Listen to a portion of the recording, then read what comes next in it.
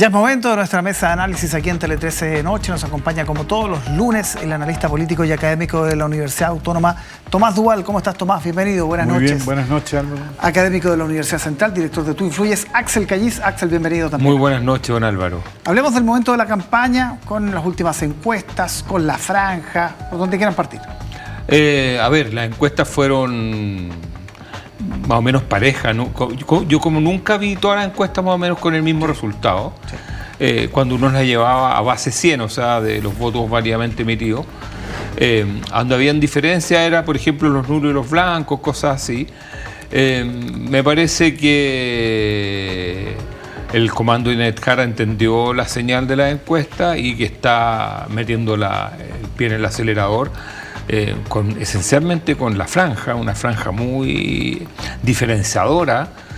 Ahí se fue directo a la yugular de José Antonio Kast, tratando de mostrar cuáles son su historia, sus lados, más bien sus contradicciones en el tema de los derechos humanos y en todo lo que tiene que ver con lo valórico, tratando de que sea una extensión de la franja de Kast, un poco la de Jara, pero en otro tono.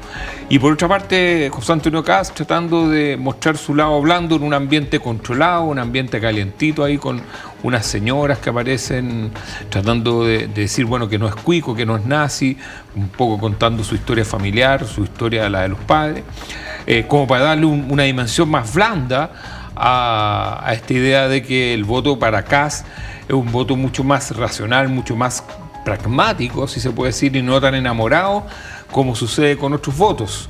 Así que yo creo que vamos a seguir viendo, yo diría que esta semana, el miércoles, el foro Archi, yo creo que Janet Jara va a ir a buscar, ahí se le va a meter en el cuello a José Antonio Kast. ¿Cómo es el momento? Vean, partamos la franja y lo que viene con los debates.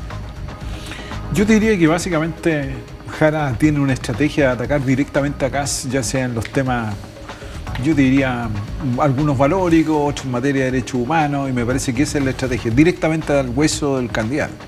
No sé si eso le rinde, porque es un ataque que está en la franja, poco explica, no sé si eso tiene adhesiones, me parece que no. El conflicto agudizado termina siendo más odioso que algo distinto.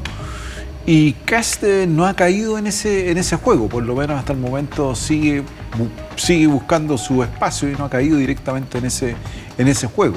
Vamos a ver, como dice Axel, qué sucede en los debates. Los debates van a ser un espacio interesante. El último, entre comillas, debate que hubo en radio sobre la pobreza fue bastante paupérrimo el desempeño de los dos candidatos, ¿no? Entonces vamos a ver qué es lo que sucede en esta parte. Y las encuestas, bueno, las encuestas marcan una tendencia definida de cierta manera, ¿no? La preferencia por Kast ante Jara aparece en todas las encuestas, más allá de las distancias o no, pero aparece en primer lugar. Y yo creo que eso se debe también a la actitud de Jara, que estratégicamente ha intentado colocarse en un conflicto con el candidato. Siempre puede pasar algo, un hecho, un imprevisto grande, una situación impensada, pero en tu experiencia, Axel, a 2 semanas, con esa diferencia que existe, que va entre los 16, los 18, hasta los 20 puntos, ¿es factible dar vuelta a una elección así? O sea, claro, o sea, a ver, yo creo que se puede estrechar. Dar la vuelta es complejo, pero yo creo que también hay una sensación, una conversación que está en el aire, y no una conversación del mundo de la izquierda, ni del mundo del centro, es una conversación en general de la política, que se hace mucha gente que es qué tan conveniente es que José Antonio Kast tenga, no sé, un 58%, 60% para la gobernabilidad futura. Incluso para el mismo Chile Vamos. Yo creo que incluso para los candidatos que ya están corriendo, o sea, para los 20-30, porque no sé si me lo va a preguntar usted, Álvaro, pero el hecho que Parisi se trate de meter en la papeleta de la segunda vuelta tiene que ver con la Agenda 2030, es decir, la próxima elección más que con esta. Y le suma Kaiser también. Y le suma, entonces, si hay tantas personas preocupadas de que Kast no arrase, es una conversación que es interesante. Yo creo que las encuestas muestran una tendencia previa a los debates y a la franja. En esta pasada de primera vuelta yo aprendí del comando de Parisi que la franja al final la ve los sectores más desinformados, la ven los últimos 4 o 5 días, y esa es fundamental. Entonces Si tú me preguntas, ¿tendría que pasar algo muy extraordinario? Sí, para dar vuelta. Pero si las cosas siguen como la normalidad, lo más probable es que se estreche un poquito, pero no sé si mucho más. Ahora, me imagino que también es importante cómo se pierde, ¿no? Que no sea 20 puntos, que ojalá sea una diferencia menor. No, evidente, perder 60-40 es una derrota para quien saca el 40%. Más aún si estamos hablando de la candidatura oficialista, o sea, del gobierno. De 9 partidos. De 9 partidos, una coalición amplia, la derrota es muy profunda y eso hace repensar todas sus estrategias, ¿no? Yo creo que ahí efectivamente el margen de la derrota es importante en la evaluación final, ¿no?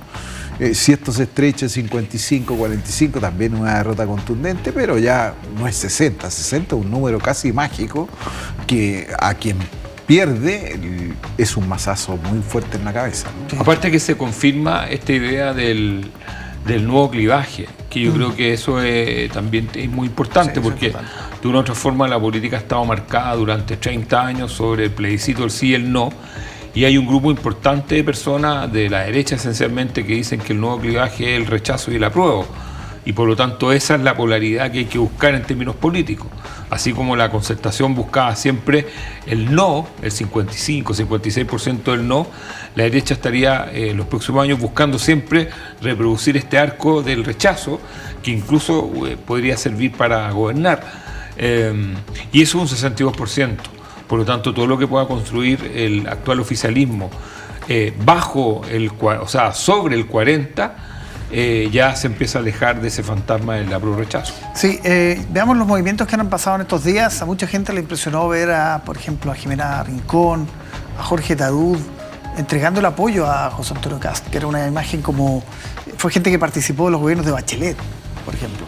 Sí, también son partidos en extinción, hay que aclararlo, que tampoco son grandes apoyos, pero sí simbólicamente pueden ser algo, ¿no? Pero son partidos que están hoy día debilitados y en vías de desaparición, ¿no? Ahora, es relevante para Kast construir adhesiones distintas a las que él ha tenido, ¿no? Las adhesiones fueron desde la derecha, me parece claramente en los primeros momentos, y hoy día ha buscado insertar a otros grupos en esta campaña, bajo la lógica, un poco como decía Axel, recuperar este sentido del nuevo clivaje, buscar ahí un elemento para crecer. Ahora, ¿cuánto aportan, cuánto no? Aquí no se trata de un gran aporte, yo diría que es más bien una señal política, más que un aporte directamente en voto para la construcción, pero es un eje que está demostrando que Kast pretende sumar y no restar, que es lo relevante en esta segunda vuelta. ¿Qué te pasó con esa foto, Axel? No, esa foto es, en términos es como reproducir la estrategia del rechazo. Me pareció como primero los partidos de la derecha tradicional, después Frey, después meter la familia Piñera, después demócrata, o sea, ir cada ciertos días, o sea, cada ciertos 3-4 días, ir tirando un apoyo, que un diseño, obviamente, que está todo ahí estudiado. Me parece que la señal va por el lado de la gobernabilidad, o sea, él va a intentar gobernar al parecer con un arco ancho, un parecido a lo mejor al rechazo, pero no sé si alcance para todos. O sea, acá uno tiene que aprender a distinguir lo que son los apoyos políticos de las conveniencias políticas también. Es un partido, como dice Tomás, demócrata y amarillo, son partidos que ya no existen a partir de ahora, de un par de meses más, y por lo tanto esas personas tienen que buscar, me imagino, que un techo, una sobrevivencia política para poder reconstituirse.